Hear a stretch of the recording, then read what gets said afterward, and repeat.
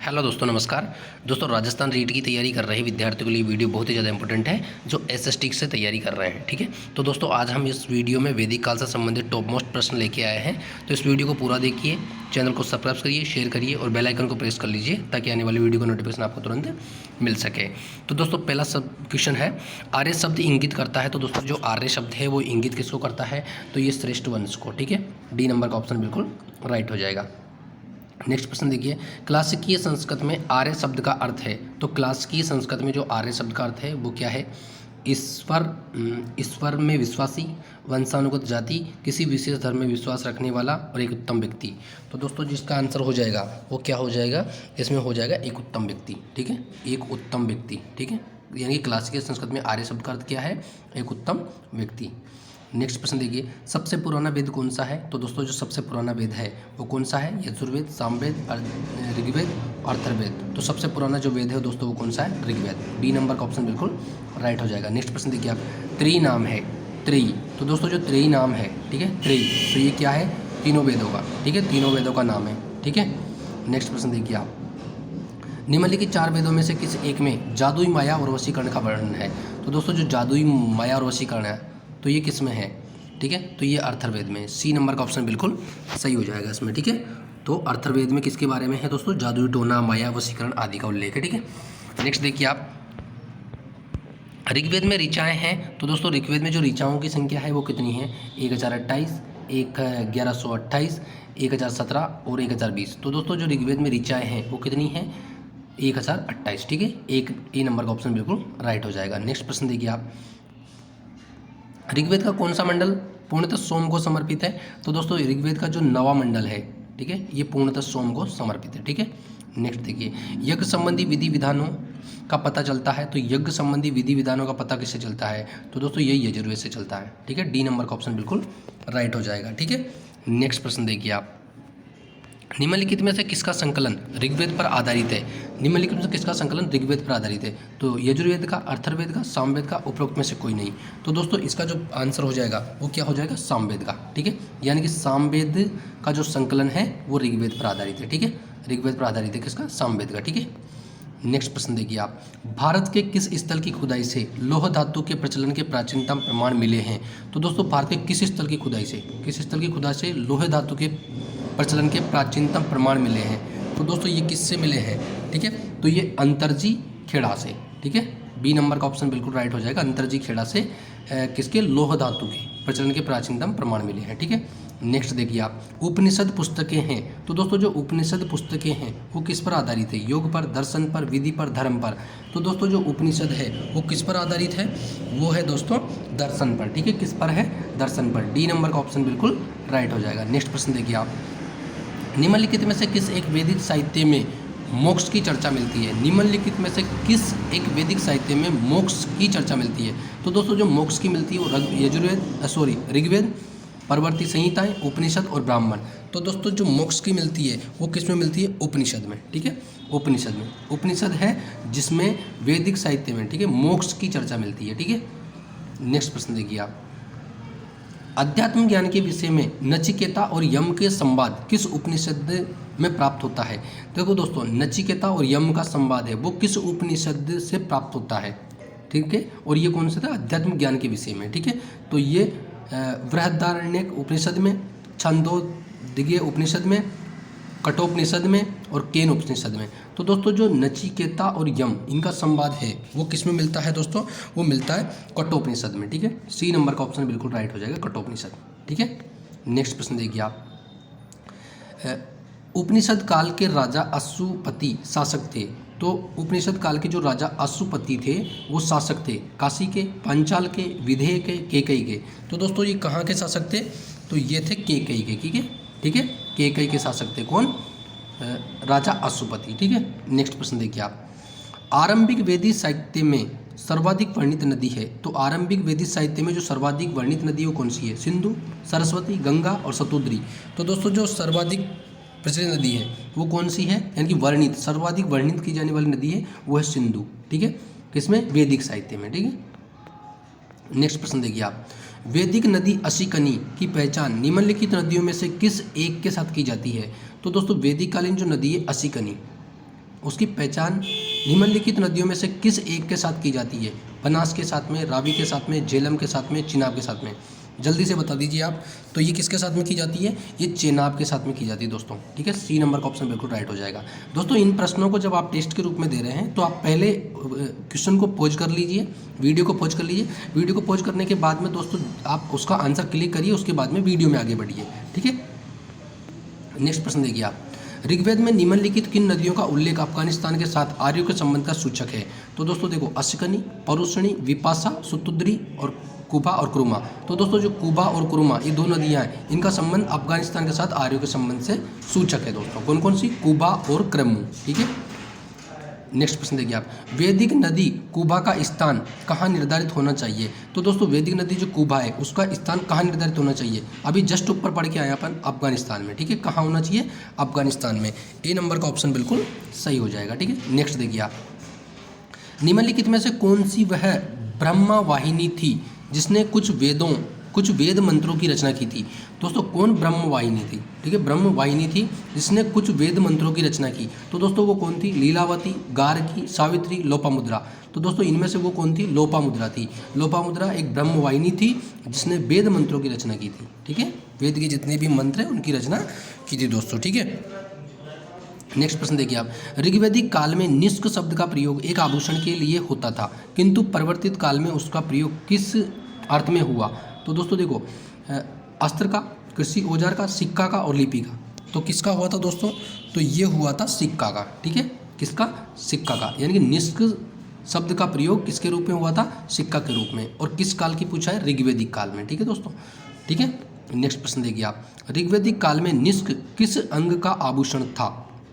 देखो, ऋग्वैदिक काल में निष्क किस अंग का आभूषण था? अब आभूषण के बारे में पूछा है, कान का, गला का, बाहु का, कलाई का। तो दोस्तों ये किसका आभूषण था? ठीक है, जल्दी बता दीजिए आप। तो दोस्तों ये किसका था? गला का आभूषण था। क्या? निष्क, ठीक है, किसमें? ऋग्वैदिक काल में।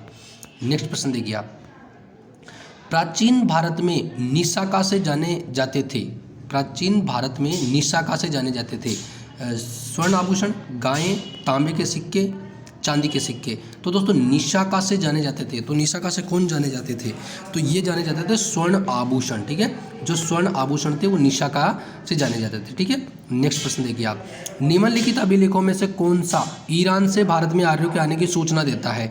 तो दोस्तों मानसेहरा अभिलेख, शाहबाजगढ़ी, जूनागढ़ और बोगजकोई। तो दोस्तों जो बोगजकोई अभिलेख है वो क्या संकेत देता है? वो देता है निम्नलिखित में से कौन सा अभिलेख ईरान से भारत में, यानी कि ईरान से जो भारत में आर्य आए थे उनके आने की सूचना देता है, ठीक है। कौन सा? बोगजकोई, ठीक है। नेक्स्ट देखिए आप, जिस ग्रंथ में पुरुष मेघ का उल्लेख हुआ है वह है दोस्तों पुरुष मेघ यज्ञ, ठीक है। उसका उस यज्ञ का उल्लेख किस में हुआ है? यानी कि पुरुष मेघ जो यज्ञ होता था उसका उल्लेख किस में हुआ है? तो कृष्ण यजुर्वेद में, शुक्ल यजुर्वेद में, पंचविंश ब्राह्मण में और शतपथ ब्राह्मण में। तो दोस्तों शतपथ ब्राह्मण था उसमें पुरुष मेघ यज्ञ का उल्लेख हुआ है, ठीक है। तो सी नंबर का ऑप्शन बिल्कुल राइट हो जाएगा। नेक्स्ट प्रश्न देखिए आप, उत्तर वैदिक काल में निम्नलिखित में से किसको आर्य संस्कृति का धुर समझा जाता था? तो दोस्तों देखो, उत्तर वैदिक काल की बात चल रही है, ठीक है। उत्तर वैदिक काल की पूछा है अपन से, ठीक है। प्रश्न को दोबारा पढ़ लीजिए, उत्तर वैदिक काल में निम्नलिखित में से किसको आर्य संस्कृति का धुर समझा जाता था? अंग व मगध को, कुरु व पांचाल को, कौशल व विदेह को, मत्स्य व सूरसेन को। तो दोस्तों किसको समझा जाता था? ठीक है, तो ये अंग और मगध को, किसको? अंग और मगध को। ए नंबर का ऑप्शन बिल्कुल राइट हो जाएगा। यानी कि जो अंग और मगध दो राजधानियाँ थी उनको उत्तर वैदिक काल में आर्य संस्कृति का धुर समझा जाता था, ठीक है। नेक्स्ट प्रश्न देखिए आप, गोत्र शब्द का प्रयोग सर्वप्रथम हुआ था। तो दोस्तों जो गोत्र शब्द का सर्वप्रथम प्रयोग हुआ था वो कब हुआ था? तो दोस्तों अथर्ववेद में, ऋग्वेद में, यजुर्वेद में और सामवेद में। तो दोस्तों जो गोत्र शब्द का जो सर्वप्रथम प्रयोग हुआ था वो ऋग्वेद में हुआ था दोस्तों। तो बी नंबर का ऑप्शन बिल्कुल राइट हो जाएगा। नेक्स्ट देखिए आप, पूर्व वैदिक आर्यों का धर्म प्रमुख था। तो दोस्तों पूर्व वैदिक आर्यों का जो धर्म था वो भक्ति, मूर्ति पूजा और यज्ञ, प्रकृति पूजा और यज्ञ और प्रकृति पूजा और भक्ति। तो दोस्तों पूर्व वैदिक आर्यों का जो धर्म मुख्यतः था वो क्या था? तो वो था दोस्तों प्रकृति पूजा और यज्ञ, ठीक है। प्रकृति पूजा, सॉरी, मूर्ति पूजा और यज्ञ, ठीक है। मूर्ति पूजा और यज्ञ। बी नंबर का ऑप्शन बिल्कुल नहीं, बी नहीं दोस्तों, रुकिए, सॉरी, पूर्व वैदिक आर्यों का धर्म प्रमुखता था। तो दोस्तों ये प्रमुखता प्रकृति पूजा और यज्ञ, ठीक है, सी नंबर का ऑप्शन बिल्कुल राइट हो जाएगा। ठीक है, नेक्स्ट देखिए आप, ऋग्वेद काल में जनता निम्न में से मुख्यतः किसमें विश्वास करती थी। तो दोस्तों देखो, ऋग्वेदिक काल में जो जनता थी वो किसमें मुख्यतः विश्वास करती थी, मूर्ति पूजा में, देवी पूजा में, एकेश्वरवाद में, बलि और कर्मकांड में। तो दोस्तों ऋग्वेद काल में जो जनता थी वो मुख्यतः बलि और कर्मकांड में, बलि और कर्मकांड में सर्वाधिक विश्वास करती थी। ठीक है, तो डी नंबर का ऑप्शन बिल्कुल राइट हो जाएगा। ठीक है, नेक्स्ट क्वेश्चन देखिए आप, प्रसिद्ध 10 राजाओं का युद्ध किस नदी के तट पर लड़ा गया था। तो दोस्तों गंगा, कावेरी, ब्रह्मपुत्र, परुष्णी। दोस्तों परुष्णी जो नदी है उसके तट पर लड़ा गया था और परुष्णी का वर्तमान में नाम रावी। ठीक है, नेक्स्ट देखिए आप, निम्न में से किस नदी को ऋग्वेद में मातेतमा, देवीतमा, नदीतमा संबोधित किया है। यानी कि मातेतमा, देवीतमा और नदीतमा किसको संबोधित किया गया है, सिंधु को, वितस्ता को, यमुना को और सरस्वती को। दोस्तों किस नदी को, तो ये सरस्वती नदी को। ठीक है, यानी कि सरस्वती नदी को मातेतमा नदी, देवीतमा नदी और नदीतमा, ठीक है, इस नाम से संबोधित किया है। नेक्स्ट प्रश्न देखिए आप, उस जनजाति का नाम बतलाइए जो ऋग्वेदिक आर्यों के पंचजन से संबंधित नहीं है। उस जनजाति का नाम बताइए जो ऋग्वेदिक आर्यों के पंचजन से संबंधित नहीं है। तो पुरु, कीकट, तुर्वस और यदु। तो दोस्तों इनमें से कौन सी वो जाति हैं, जल्दी से बता दीजिए। तो दोस्तों जो कीकट है ना, ठीक है, कीकट, ठीक है, वो ऋग्वेदिक आर्यों के पंचजन से संबंधित नहीं है। ठीक है, यदु भी है, तुर्वस भी है और पुरु भी है। ठीक है, अब आप कमेंट करके मुझे 2 जातियाँ और बताएंगे, ठीक है, वो कौन कौन सी थी। प्राचीन काल में आर्यों के जीवोपार्जन का मुख्य साधन था। तो जीविकोपार्जन का जो मुख्य साधन था वो क्या था, कृषि, शिकार, व्यापार, शिल्पकर्म। तो प्राचीन काल में आर्यों के जीविकोपार्जन का जो मुख्य साधन था दोस्तों वो क्या था। ठीक है, तो वो क्या था दोस्तों, शिकार। ठीक है, आर्यों के जीविकोपार्जन का मुख्य साधन। ठीक है, नेक्स्ट प्रश्न देखिए आप, ऋग्वेद में उल्लेखित यव शब्द किस कृषि उत्पाद हेतु प्रयोग किया गया है। तो दोस्तों यव, और यव शब्द किसके लिए प्रयोग किया गया है, जौ के लिए प्रयोग किया है। ठीक है, तो 87 नंबर के प्रश्न में क्या आंसर हो जाएगा दोस्तों, ए नंबर का जौ। ठीक है, नेक्स्ट प्रश्न देखिए आप, वैदिक युग में प्रचलित लोकप्रिय शासन प्रणाली थी। तो वैदिक युग में जो प्रचलित लोकप्रिय शासन प्रणाली थी वो कौन सी थी। दोस्तों देखो, निरंकुश, प्रजातंत्र, गणतंत्र, वंश परंपरागत राजतंत्र।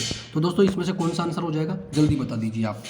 तो दोस्तों इसमें जो आंसर हो जाएगा वो हो जाएगा वंश परंपरागत राजतंत्र, डी नंबर का ऑप्शन बिल्कुल सही हो जाएगा। कौन से युग में, वैदिक युग में। ठीक है, नेक्स्ट प्रश्न देखिए आप, वैदिक युगीन सभा गांव के व्यवसायिक लोगों की संस्था थी, राज दरबार होता था, मंत्री परिषद थी, राज्यों के समस्त लोगों की एक राष्ट्रीय सभा थी। तो दोस्तों वैदिक कालीन जो सभा थी वो क्या थी। तो दोस्तों जो वैदिक कालीन सभा थी ना वो एक मंत्री परिषद थी। ठीक है, वैदिक कालीन सभा क्या थी, एक मंत्री परिषद थी। तो सी नंबर का ऑप्शन बिल्कुल राइट हो जाएगा। नेक्स्ट देखिए आप, किस वेद में सभा और समिति को प्रजापति की 2 पुत्रियां कहा गया है। दोस्तों किस वेद में सभा और समिति को प्रजापति की 2 पुत्रियां कहा गया है। तो ऋग्वेद में, यजुर्वेद में, सामवेद में, अर्थर्वेद में। तो दोस्तों ये किस वेद में कहा गया है, ये अर्थर्वेद में कहा गया है। ठीक है, किसे, सभा और समिति को प्रजापति की 2 पुत्रियां।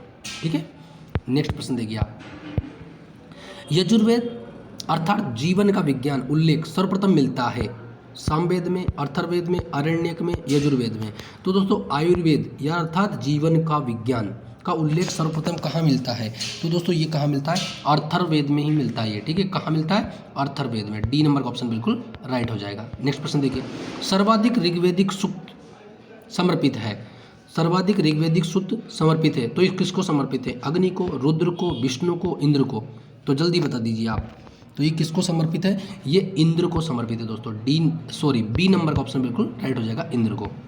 नेक्स्ट प्रश्न देखिए आप, ऋग्वेद में सर्वाधिक संख्या में मंत्र संबंधित है। तो ऋग्वेद में जो सर्वाधिक मात्रा में जो मंत्र है वो किससे संबंधित है, अग्नि से, वरुण से, यम से, विष्णु से। तो जल्दी से बता दीजिए दोस्तों, ये अग्नि से संबंधित। ठीक है, ऋग्वेद में जो सर्वाधिक संख्या में जो मंत्र संबंधित है वो किससे संबंधित है, अग्नि से संबंधित। ठीक है, नेक्स्ट प्रश्न देखिए आप, निम्नलिखित में से किसे ऋग्वेद में युद्ध देवता समझा जाता था। तो दोस्तों ऋग्वेद में जो युद्ध देवता है वो किसे समझा जाता था, अग्नि को, सूर्य को, इंद्र को और वरुण को। तो दोस्तों जो ऋग्वेदिक काल है, ठीक है, उसमें युद्ध देवता किसे समझा जाता था, इंद्र को। ठीक है, किसको समझा जाता था, इंद्र को। बी नंबर का ऑप्शन बिल्कुल राइट हो जाएगा। नेक्स्ट प्रश्न देखिए आप, निम्नलिखित में से पूर्व वैदिक आर्यों का सर्वाधिक लोकप्रिय देवता कौन था। तो दोस्तों पूर्व वैदिक क्या पूछा है आपसे दोस्तों, देखो प्रश्न की प्रकृति समझिए आप। पूर्व वैदिक आर्यों का सर्वाधिक लोकप्रिय देवता था वरुण, रुद्र, विष्णु और इंद्र। तो दोस्तों पूर्व वैदिक आर्यों का जो सर्वाधिक प्रिय यानी कि लोकप्रिय जो देवता था वो कौन था, तो दोस्तों वो इंद्र था। ठीक है, डी नंबर का ऑप्शन बिल्कुल राइट हो जाएगा। नेक्स्ट देखिए, गायत्री मंत्र किस पुस्तक में मिलता है, तो गायत्री मंत्र किस पुस्तक में मिलता है दोस्तों, देखो उपनिषद में, ऋग्वेद में, यजुर्वेद में, भागवत गीता में। तो दोस्तों जो गायत्री मंत्र है वो किस पुस्तक में मिलता है, तो दोस्तों वो मिलता है ऋग्वेद में। ठीक है, सी नंबर का ऑप्शन बिल्कुल राइट हो जाएगा आपके। ठीक है, नेक्स्ट प्रश्न देखिए, गायत्री मंत्र की रचना किसने की, तो दोस्तों जो गायत्री मंत्र है उसकी रचना किसने करी, वशिष्ठ ने, इंद्र ने, परीक्षित ने, विश्वामित्र ने। तो दोस्तों जल्दी से बता दीजिए, विश्वामित्र ने। ठीक है, तो गायत्री मंत्र की जो रचना करी थी वो किसने करी थी, विश्वामित्र जी ने। ठीक है, नेक्स्ट प्रश्न देखिए आप, पुराणों की संख्या है 16, 18, 19 और 21। तो पुराणों की संख्या कितनी है, जल्दी से बता दीजिए आप। ठीक है, 18 कितनी है, 18। ठीक है, पुराणों की संख्या 18। श्रीमद् भागवत गीता मौलिक रूप से किस भाषा में लिखी गई है, ठीक है, कौन सी पुस्तक दोस्तों, श्रीमद् भागवत गीता, संस्कृत, पाली, हिंदी, उर्दू। तो दोस्तों जो श्रीमद् भागवत गीता है, ठीक है, वो किस भाषा में लिखी गई है, संस्कृत में। ठीक है, संस्कृत में, ए नंबर का ऑप्शन बिल्कुल राइट हो जाएगा। ठीक है, नेक्स्ट देखिए आप, किस काल में अछूत की अवधारणा स्पष्ट रूप से उद्धत हुई है। ठीक है, अछूत की अवधारणा, तो दोस्तों ये किस काल में, देखो ऋग्वेदिक काल में, उत्तर वैदिक काल में, गुप्त काल में और धर्म शास्त्र के समय में। तो दोस्तों देखो किस काल में अछूत की अवधारणा स्पष्ट रूप से उद्धत हुई है, तो दोस्तों धर्म शास्त्र के समय में अछूत की अवधारणा स्पष्ट रूप से उद्धत हुई है। ठीक है, तो डी नंबर का ऑप्शन बिल्कुल राइट हो जाएगा। नेक्स्ट प्रश्न देखिए आप,